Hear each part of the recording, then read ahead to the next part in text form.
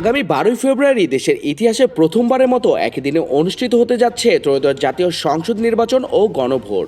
সকাল 7:30 থেকে বিকেল 4:30 পর্যন্ত চলবে ভোট গ্রহণ।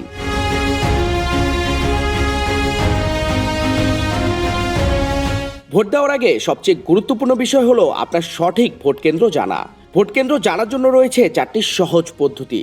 প্রথমত, smart election management BD app ব্যবহার করে ভোটার নম্বর ও কেন্দ্রের তথ্য জানা যাবে। দ্বিতীয়ত, 105 নম্বরে কল করেও জানা যাবে প্রয়োজনীয় তথ্য। তৃতীয়ত, মোবাইলের মেসেজ অপশনে গিয়ে পিসি এনআইডি লিখে 105 নম্বরে SMS পাঠালেও পাওয়া যাবে কেন্দ্রের তথ্য।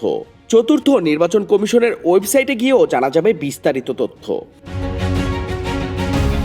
ভোট দিতে যাওয়ার সময় জাতীয় পরিচয়পত্র সঙ্গে রাখা ভালো, তবে এটি বাধ্যতামূলক নয়। ভোটার তালিকায় নাম ও ছবি মিললে ভোট দেওয়া যাবে। ভোট কেন্দ্রে কোনো দাহ্য পদার্থ বা অস্ত্র বহন করা সম্পূর্ণ নিষিদ্ধ। এই বিষয়টি অবশ্যই মনে রাখতে হবে। ভোট দেওয়ার প্রক্রিয়া: ভোট কেন্দ্রে প্রবেশের পর প্রথমে পোলিং অফিসার আপনার নাম ও ক্রমিক নম্বর যাচাই করবেন।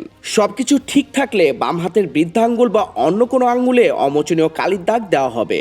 এরপর প্রিসাইডিং অফিসার বা পোলিং অফিসার আপনাকে 2টি ব্যালট পেপার দেবেন, একটি সংসদ নির্বাচনের জন্য এবং অপরটি গণভোটের জন্য।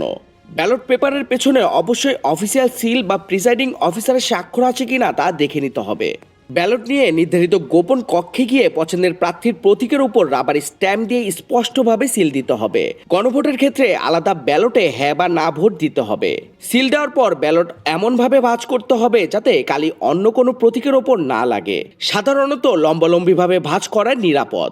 ভাঁজ করা ব্যালট পেপার সংশ্লিষ্ট স্বচ্ছ ব্যালট বাক্সে ফেলতে হবে।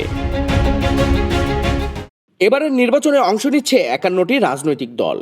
মোট প্রার্থী 2034 জন। ভোট কেন্দ্র রয়েছে 42,779টি, আর মোট ভোটার 12 কোটিরও বেশি।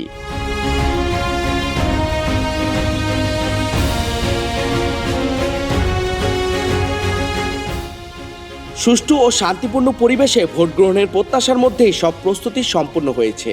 এখন দায়িত্ব আপনার, সচেতনভাবে কেন্দ্রে গিয়ে নিজের গণতান্ত্রিক অধিকার প্রয়োগ করা। আপনার একটি ভোটই গড়ে তুলতে পারে দেশের ভবিষ্যৎ।